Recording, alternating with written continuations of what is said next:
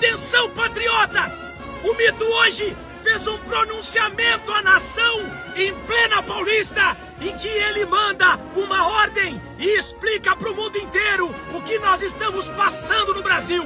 Presta atenção à frase do nosso mito: popcorn and ice cream sinner sensitive for cup the tongue in Brazil.